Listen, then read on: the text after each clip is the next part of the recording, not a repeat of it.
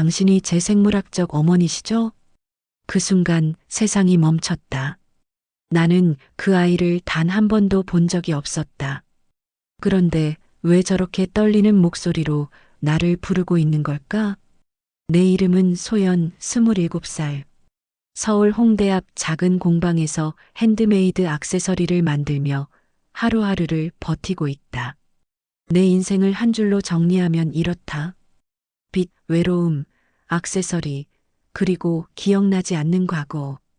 나는 고아였다. 정확히는 20년 전 경기도 어느 고속도로 휴게소에 버려진 채 발견됐다고 한다. 신원도 부모도 과거도 없이. 그래서 지금까지 나는 항상 물어왔다. 나는 대체 누구였을까? 그런데 오늘 그 질문에 대한 답이 찾아왔다. 공방 문이 딸랑 열리는 소리에 고개를 들었다. 손님이라고 생각했는데 들어선 건 10살쯤 돼 보이는 남자아이였다. 깔끔한 교복, 고급스러운 구두, 그리고 너무나 진지한 표정.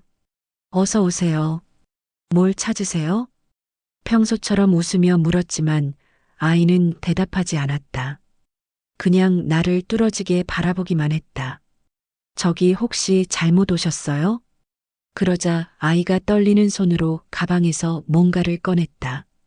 접힌 서류 한 장. 이걸 보여드리고 싶어서 왔어요. 나는 조심스럽게 받아 펼쳤다. 순간 숨이 멎었다. DNA 친자 확인서. 일치율 97.3%. 대상 어미 확인 추정 생존. 이게 뭐예요? 아이는 입술을 깨물며 말했다. 제 이름은 민준이에요. 그리고 저는 당신이 제 친엄마라고 생각해요. 나는 황당함에 웃음이 나왔다. 민준아, 미안한데 난 아이를 낳은 적이 없어. 내가 누군지 착각한 것 같은데? 하지만 아이는 고개를 저었다. 아니에요. 착각이 아니에요. 민주는 다시 가방을 뒤적이더니 낡은 사진 한 장을 꺼냈다. 그 사진을 본 순간 나는 말문이 막혔다. 사진 속에는 나와 똑같은 얼굴을 한 여자가 있었다. 아니, 정확히는 나보다 몇 년 더 나이 들어 보이는 여자. 하지만 눈, 코, 인매 모든 게 너무도 닮아 있었다. 이 사람은 누구예요? 아이의 목소리가 떨렸다. 제 엄마예요. 강서윤. 5년 전에 돌아가셨다고 아빠가 말했어요. 나는 사진을 뚫어지게 바라봤다. 강서윤. 처음 듣는 이름이었지만 이 여자의 얼굴은 왜 나랑 이렇게 닮았죠? 민주는 조용히 말했다. 그게 제가 여기 온 이유예요. 아빠 서재에서 이 서류를 발견했거든요.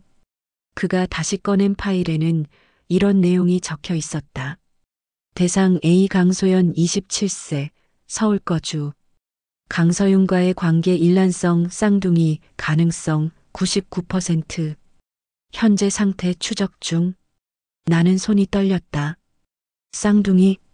민준을 공방 안쪽 작업실로 데려가 앉혔다. 밖에서 누가 들을까봐 조심스러웠다. 민준아, 이 서류는 어떻게 찾은 거야? 아이는 고개를 숙였다. 아빠가 요즘 이상했어요. 밤마다 서재에서 전화 통화를 하시면서 A 대상 위치 확인됐나? 라고 물어보셨어요. 내 심장이 쿵쾅거렸다. 그래서 궁금해서 몰래 서재를 뒤졌어요. 그리고 숨겨진 서랍에서 이 파일들을 발견했죠. 민주는 떨리는 손으로 더 많은 서류를 꺼냈다. 홍대 공방 위치 확인. 대상 A 동선 패턴 분석. 접촉 시기 2025년 11월 예정. 나는 소름이 돋았다. 누군가가 나를 몇 달째 감시하고 있었던 거였다. 민준아, 너희 아빠는 왜 나를 찾는 거야? 아이는 입술을 깨물며 말했다. 진짜 이유는 엄마가 돌아가신 그날 때문이에요. 그날? 민준의 눈에 눈물이 고였다. 아빠는 엄마가 교통사고로 돌아가셨다고 했어요. 하지만 전 그날을 기억해요. 사고가 아니었어요. 내 목소리가 떨렸다. 그럼 뭐였는데? 아이는 숨을 깊이 들이쉬었다. 그날 밤 저는 엄마 방에서 싸우는 소리를 들었어요. 엄마가 이 아이는 내 인생이야. 당신 사업 도구로 쓰게 둘 수 없어라고 외쳤고, 아빠는 내가 나서면 모든 걸 잃게 될 거야라고. 민준의 목소리가 끊겼다. 그리고 다음 날 아침 엄마는 사라졌어요. 나는 차가운 물을 한 컵 따라 민준에게 건넸다. 아이는 떨리는 손으로 받아 마셨다. 민준아, 그럼 너희 아빠가 엄마를? 아이는 고개를 저었다. 죽였다고는 생각 안 해요.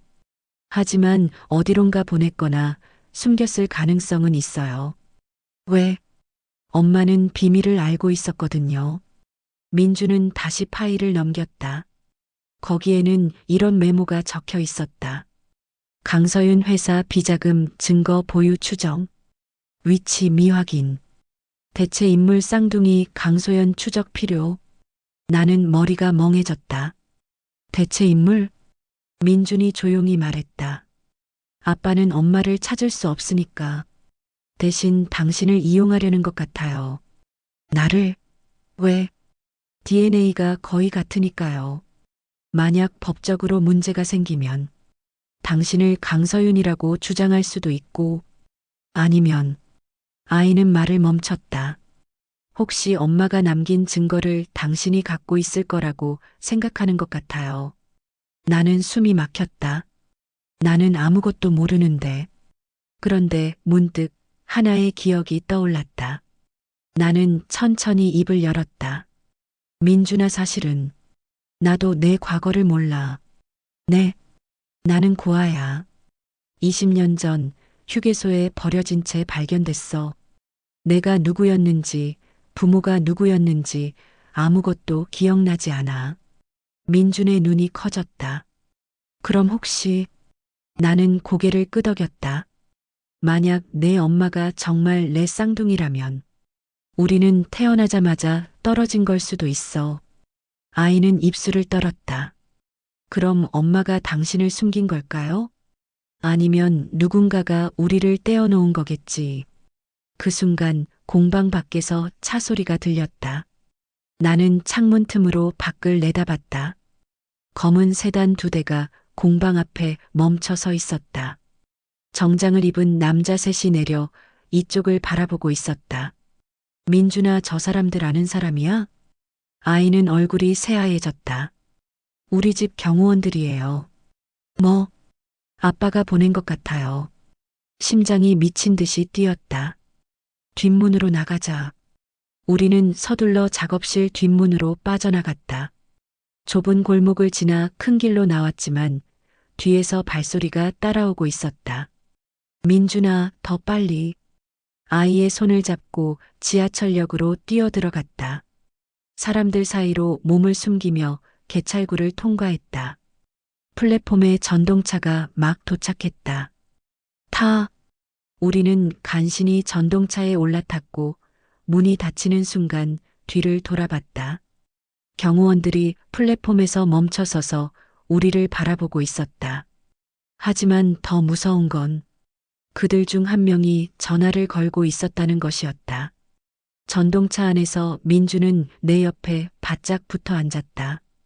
누나, 아니, 엄마 어떻게 해야 해요? 나는 대답할 수 없었다. 손이 떨렸다.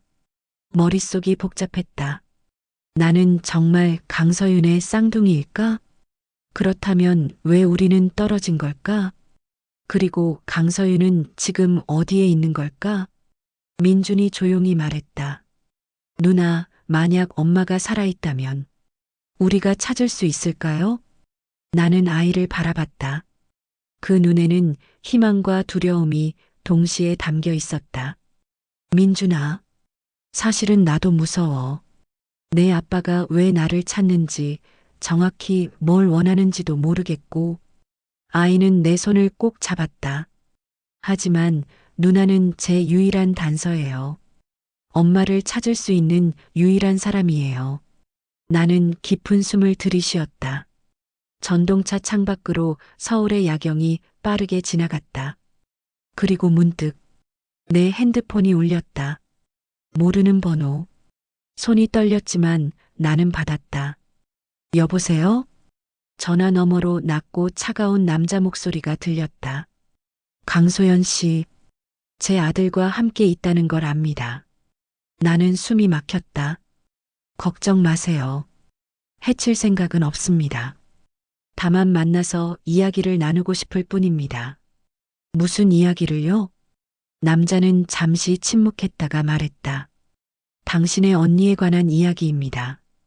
그리고 당신이 왜 태어나자마자 버려졌는지에 관한 진실. 전화가 끊겼다. 나는 민준을 바라봤다. 아이도 나를 바라보고 있었다. 전동차는 계속 달렸다. 그리고 나는 만약 저 남자가 말한 게 진실이라면, 만약 강서윤이 정말 살아있다면, 그리고 내가 버려진 이유를 알게 된다면, 나는 그 진실을 마주할 준비가 되어 있는 걸까? 민준의 떨리는 손을 잡은 채 나는 속삭였다. 우리 정말로 끝까지 가도 괜찮을까? 당신 언니는 살아있습니다. 그 말이 내 귀에 꽂힌 순간 세상이 다시 한번 멈췄다. 살아있다고? 그럼 지난 5년 동안 강서윤은 어디에 있었던 걸까? 전화가 끊긴 후 나와 민주는 한동안 아무 말도 하지 못했다. 전동차는 계속 달렸고 사람들은 각자의 일상 속에서 스마트폰을 들여다보고 있었다. 하지만 우리 둘만은 완전히 다른 세계에 갇혀 있었다. 민준이 떨리는 목소리로 물었다. 누나, 방금 그 사람 우리 아빠였어요. 나는 고개를 끄덕였다. 알아. 목소리로 알 수 있었어. 아이는 입술을 깨물었다. 아빠가 엄마가 살아있다고 했어요? 그렇게 들렸어. 그럼 그동안 아빠가 거짓말을 한 거예요? 나는 대답할 수 없었다. 하지만 한 가지는 확실했다. 이 모든 게 거짓말이었다면 민주는 5년 동안 죽은 엄마를 그리워하며 살아온 거였다. 다음 날 아침, 나는 민준을 데리고 작은 모텔에 숨어 있었다. 밤새 잠을 이루지 못했다. 머릿속은 온통 그 전화 속 남자의 목소리로 가득했다. 당신의 언니에 관한 이야기입니다. 그리고 당신이 왜 태어나자마자 버려졌는지에 관한 진실. 나는 내 과거를 알고 싶었다. 하지만 동시에 두려웠다. 그때 내 핸드폰이 다시 울렸다. 같은 번호. 나는 심호흡을 하고 받았다. 여보세요. 강소연 씨, 잘 주무셨습니까? 남자의 목소리는 차갑지만 정중했다. 누구세요? 제 이름은 한재혁입니다. 민준의 아버지이자 당신 언니의 남편이었던 사람입니다. 나는 숨을 삼켰다. 무슨 말을 하고 싶으신 거죠? 전화 너머로 잠시 침묵이 흘렀다. 만나서 이야기합시다. 제가 알고 있는 모든 걸 말씀드리겠습니다. 왜 갑자기요? 민준이 진실을 알 자격이 있습니다. 그리고 당신도 마찬가지입니다. 나는 민준을 바라봤다. 아이는 긴장한 표정으로 나를 쳐다보고 있었다. 어디서 만날 건데요? 오늘 오후 3시. 서울 용산구 한강대로 127번지. JK그룹 본사 최상층 회장실입니다. 그는 잠시 멈췄다가 덧붙였다. 걱정 마세요. 해치지 않습니다. 다만 민준을 데려와 주십시오. 이 아이도 진실을 들어야 하니까요. 전화가 끊겼다. 오후 3시.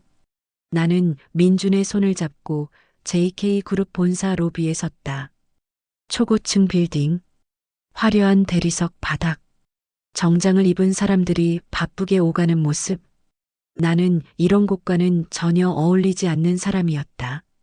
하지만 민주는 익숙한 듯 나를 이끌었다. 누나, 이쪽이에요. 우리는 전용 엘리베이터를 타고 최상층으로 올라갔다.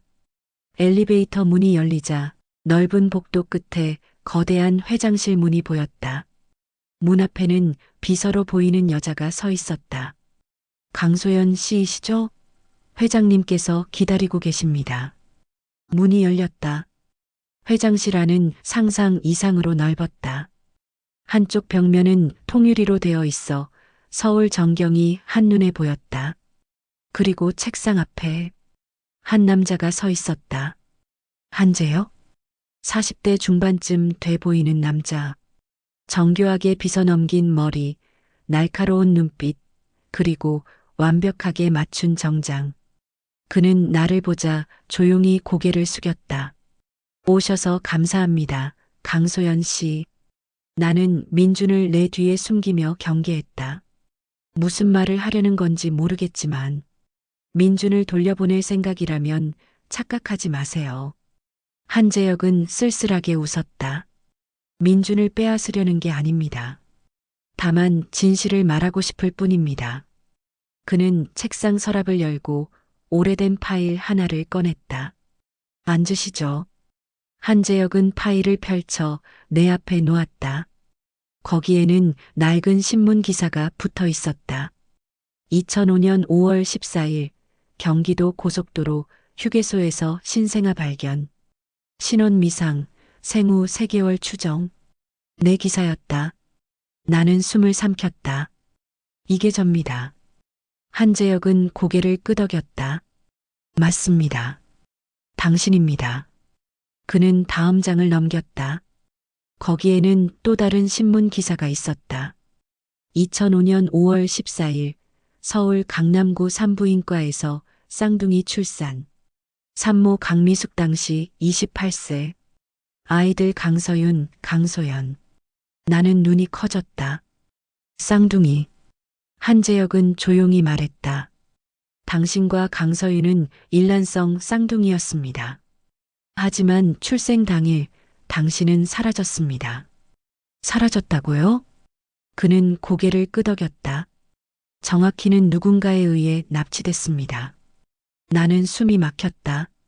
누가요? 한재혁은 잠시 침묵했다가 입을 열었다. 당신의 외할아버지입니다. 나는 믿을 수 없었다. 외할아버지가 저를 납치했다고요? 한재혁은 무거운 표정으로 고개를 끄덕였다.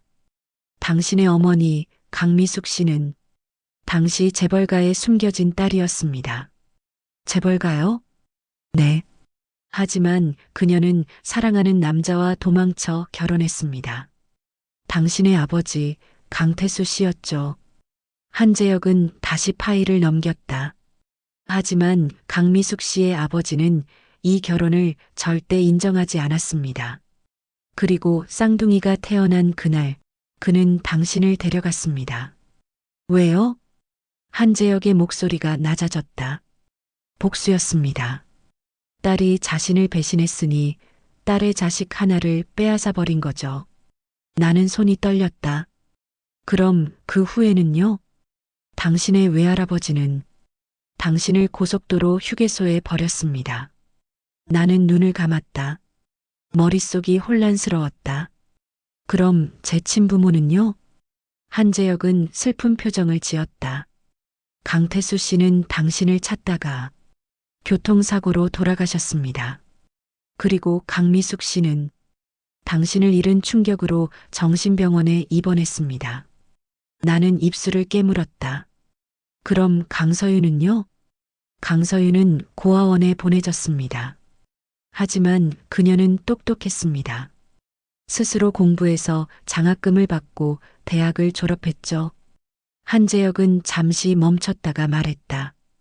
그리고 저와 만났습니다. 민준이 조용히 물었다. 아빠, 그럼 엄마는 지금 어디에 있어요? 한재혁은 아들을 바라보며 깊은 한숨을 쉬었다. 민준아, 사실은 그는 다시 서랍을 열었다. 그리고 꺼낸 건 병원 진단서였다. 환자명 강서윤, 진단명 해리성 기억상실증, 현재 상태 입원 중. 나는 숨이 멎었다. 기억상실? 한재혁은 고개를 끄덕였다. 5년 전 강서윤은 회사 비리를 폭로하려다 사고를 당했습니다. 사고요? 차에 치일 뻔했죠. 저는 그녀를 구했습니다. 하지만 그 충격으로 그녀는 모든 기억을 잃었습니다. 한재혁의 목소리가 떨렸다. 저는 그녀를 숨겼습니다. 병원에 입원시키고 신원을 감춰두었습니다. 왜요? 왜냐하면 그는 눈을 감았다. 제가 막아야 했던 사람들이 아직도 그녀를 노리고 있었기 때문입니다. 나는 떨리는 목소리로 물었다. 그 사람들이 누구죠? 한재혁은 조용히 대답했다. 당신의 외할아버지, 그리고 그의 뒤를 이은 사람들입니다. 아직도? 네. 그들은 강서윤이 갖고 있던 증거를 없애고 싶어 합니다. 회사 비리, 비자금, 그리고 당신을 납치한 진실까지. 나는 숨을 삼켰다. 그럼 제가 나타나면 위험합니다. 한재혁은 진지하게 나를 바라봤다. 하지만 동시에 당신은 강서윤을 깨울 수 있는 유일한 사람일 수도 있습니다. 저요? 네. 쌍둥이는 특별한 연결고리가 있다고 합니다. 만약 당신이 그녀를 만난다면 그녀의 기억이 돌아올 수도 있습니다. 민준이 내 손을 잡았다. 누나 엄마를 만나고 싶어요. 나는 아이를 바라봤다. 그리고 한재혁을 바라봤다. 언니는 지금 어디 있어요? 한재혁은 조용히 말했다. 경기도의 한 요양병원입니다. 하지만 그는 잠시 멈췄다가 경고했다. 당신이 그곳에 가는 순간 당신의 존재는 그들에게 노출될 겁니다. 괜찮아요. 나는 단호하게 말했다. 저는 제 언니를 만나고 싶어요. 그리고 민준에게 엄마를 돌려주고 싶어요. 한재혁은 오랫동안 나를 바라보다가 천천히 고개를 끄덕였다. 알겠습니다. 내일 아침 제가 모시고 가겠습니다.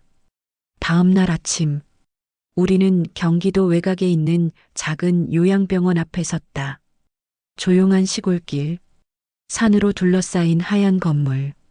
한재혁이 말했다. 3층 302호입니다. 그녀는 창밖만 바라보며 하루를 보냅니다. 나는 심호흡을 했다. 같이 가요. 우리는 병원 안으로 들어갔다. 복도를 지나 계단을 올라 3층에 도착했다. 302호. 문 앞에 서자 나는 손이 떨렸다. 한재혁이 조용히 문을 열었다. 그리고 병실 안에는 한 여자가 창가에 앉아 있었다. 긴 머리, 하얀 환자복, 그리고 뒷모습만 봐도 알 수 있었다. 그녀는 나였다. 아니, 정확히는 나와 똑같은 얼굴을 가진 사람이었다. 나는 천천히 다가갔다. 저기, 여자가 천천히 고개를 돌렸다. 그리고 우리의 눈이 마주쳤다. 그 순간, 시간이 멈췄다. 그녀의 눈에서 눈물이 흘러내렸다. 너 누구야? 떨리는 목소리. 하지만 그녀의 눈은 뭔가를 기억하고 있는 것처럼 보였다. 나는 조심스럽게 다가가 그녀의 손을 잡았다. 저는 소연이에요. 당신의 동생이에요. 강서윤의 눈에서 눈물이 멈추지 않았다. 동생? 내 언니. 그녀는 떨리는 손으로 내 얼굴을 만졌다. 나 너를 알 것 같아. 그 순간 병실 밖에서 발소리가 들렸다. 급하고 무거운 발소리. 한재혁의 얼굴이 굳었다. 안 됩니다. 그들이 왔습니다. 누가요?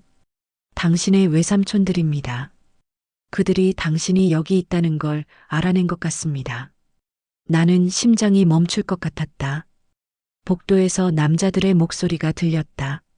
302호가 맞나? 확인됐습니다. 쌍둥이 모두 있습니다. 나는 강서윤을 바라봤다. 언니는 떨리는 눈으로 나를 바라보고 있었다. 민주는 내 뒤에서 두려움에 떨고 있었다. 한재혁은 문을 막아서며 말했다. 뒷문으로 나가세요. 제가 막겠습니다. 하지만 나는 도망갈 수 없었다. 왜냐하면 강서윤은 걸을 수조차 없었기 때문이다. 그리고 문 밖의 발소리는 점점 가까워지고 있었다. 나는 언니의 손을 꼭 잡으며 속삭였다. 언니 기억나요? 우리가 태어난 그날을, 우리를 갈라놓은 그 사람들을. 강서윤의 눈동자가 흔들렸다. 그리고 그녀의 입술이 떨렸다. 소연아, 나 뭔가 기억나는 것 같아. 문이 거칠게 열렸다. 검은 정장을 입은 남자 셋이 들어섰다. 그중 가장 나이든 남자가 냉소를 지으며 말했다. 드디어 찾았군. 강미숙의 쌍둥이 딸들. 나는 그들을 똑바로 바라보며 물었다. 당신들이 우리를 갈라놓은 사람들인가요? 그리고 그 순간 강서윤이 갑자기 비명을 질렀다. 아! 그녀는 머리를 감싸쥐고 쓰러졌다. 나는 황급히 언니를 잡았다. 언니. 하지만 강서윤은 눈을 크게 뜨며 떨리는 목소리로 말했다. 기억났어, 모든 걸. 만약 언니가 모든 걸 기억했다면, 그리고 저 남자들이 우리를 막으려 한다면, 우리는 어떻게 이 방을 빠져나갈 수 있을까? 나는 민중과 한재혁을 바라봤다. 그리고 다시 언니를 바라봤다. 언니 지금 뭐가 기억났어요? 강서윤은 떨리는 눈으로 저 남자들을 바라보며 속삭였다. 저 사람들이 엄마를 죽인 사람들이야. 엄마는 저 사람들 손에 죽었어. 언니의 그 말이 병실 안에 울려 퍼진 순간 모든 게 멈췄다. 외삼촌이라는 남자들의 얼굴이 일그러졌다. 그리고 나는 처음으로 진짜 공포를 느꼈다. 강서윤은 바닥에 쓰러진 채 떨리는 손으로 머리를 감싸고 있었다. 언니, 괜찮아? 나는 황급히 언니를 부축했다. 하지만 언니의 눈은 이제 완전히 달라져 있었다. 더 이상 멍한 눈이 아니었다. 기억이 돌아온 사람의 눈. 분노와 슬픔이 뒤섞인 눈. 소연아. 언니는 떨리는 목소리로 말했다. 나 다 기억났어. 엄마가 어떻게 죽었는지, 그리고 왜 우리가 떨어졌는지. 문 앞에 서 있던 나이든 남자가 차갑게 웃었다. 강서윤. 오랜만이군. 그는 천천히 안으로 들어왔다. 내가 기억을 되찾을 줄은 몰랐다. 하지만 이미 늦었어. 한재혁이 앞을 가로막았다. 강 회장, 더 이상은 안 됩니다. 하지만 강 회장이라 불린 남자는 비웃었다. 한재혁? 자네도 이제 끝이야. 저 여자를 숨긴 죄 가볍지 않을 거야. 강서윤이 떨리는 목소리로 말하기 시작했다. 소연아, 들어줘. 우리 엄마는 재벌가의 외동딸이었어. 나는 숨을 죽이고 들었다. 하지만 엄마는 그 집안이 싫었어. 비리로 얼룩진 돈, 사람들을 짓밟으며 쌓은 재산. 엄마는 그 모든 게 역겨웠대. 강서윤의 눈에 눈물이 고였다. 그래서 엄마는 도망쳤어. 사랑하는 남자, 우리 아빠를 만나서. 그리고 우리를 낳았어. 그럼, 응. 우리가 태어난 그날, 외할아버지가 병원에 나타났어. 언니는 창밖을 바라보며 계속 말했다. 외할아버지는 엄마에게 말했대. 내가 배신한 대가를 치러야 한다고. 나는 입술을 깨물었다. 그리고 너를 데려갔어.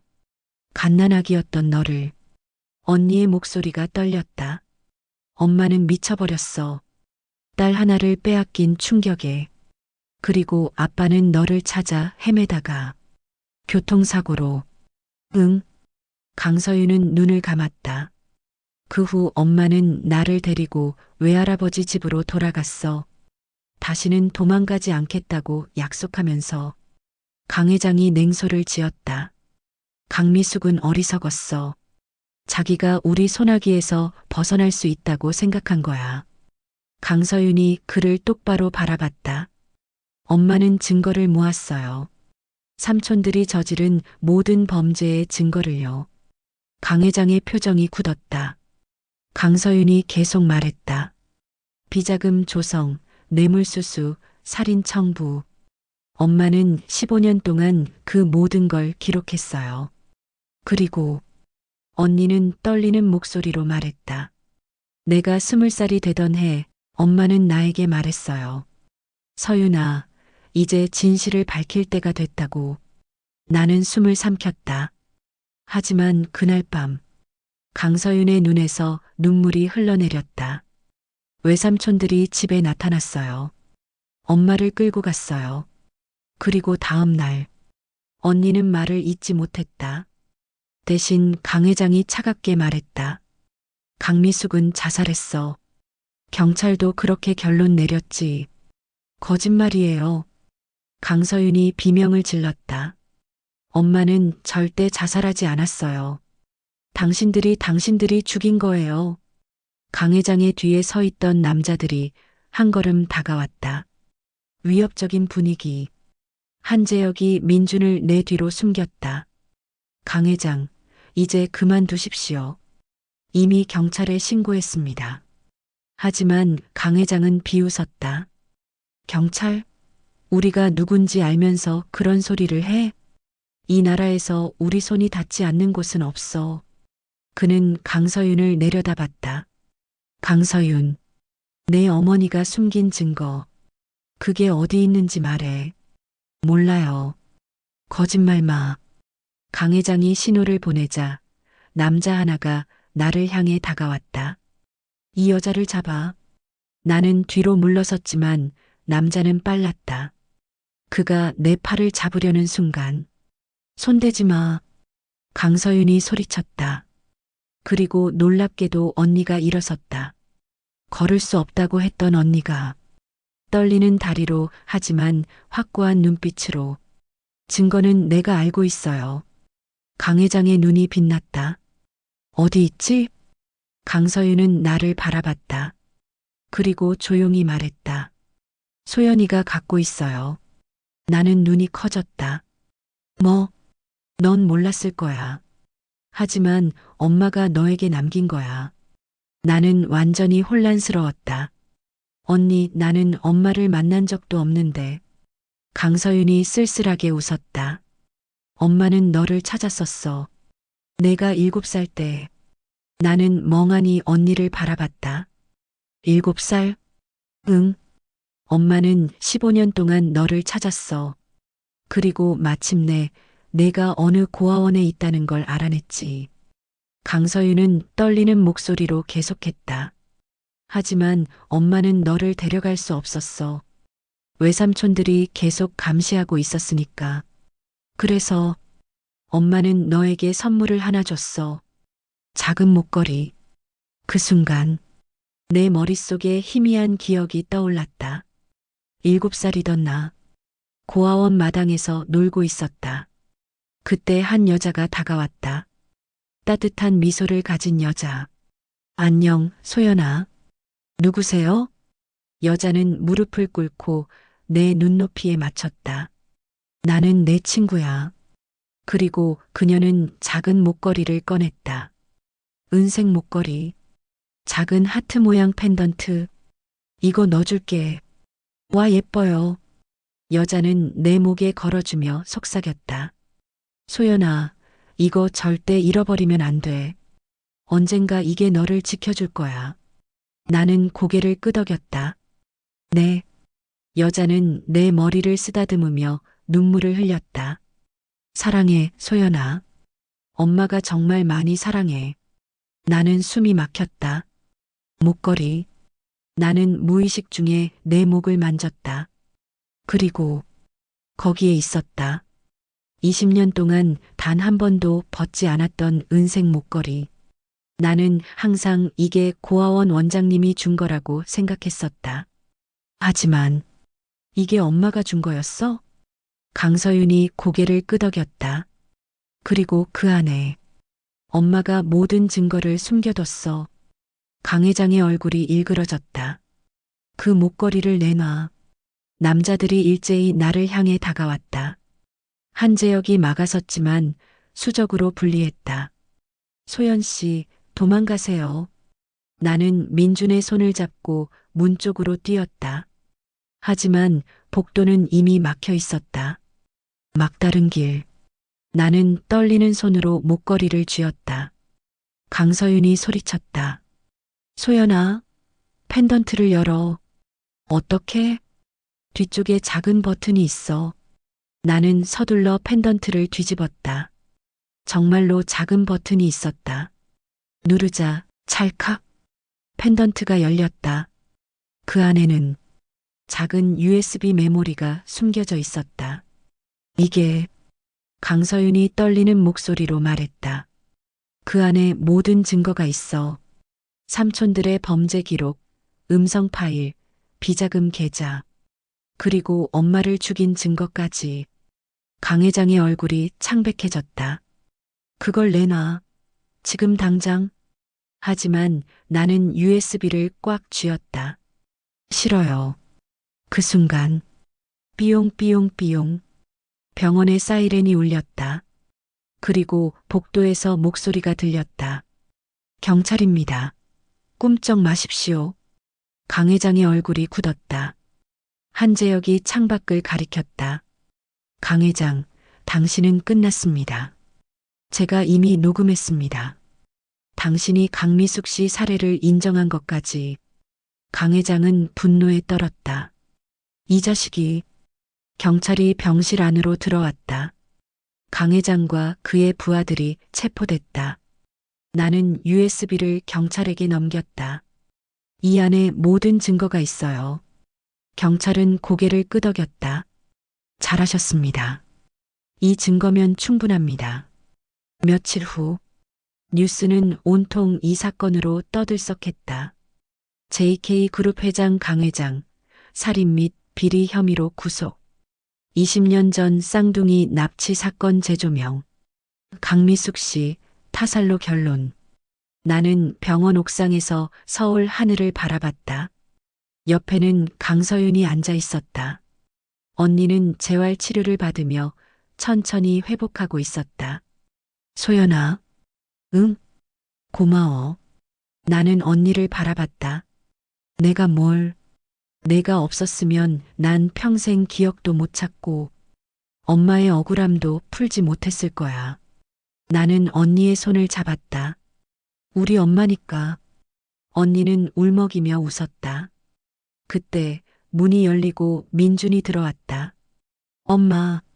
민준은 강서윤에게 달려가 안겼다. 언니는 아이를 꼭 껴안았다. 민준아 미안해.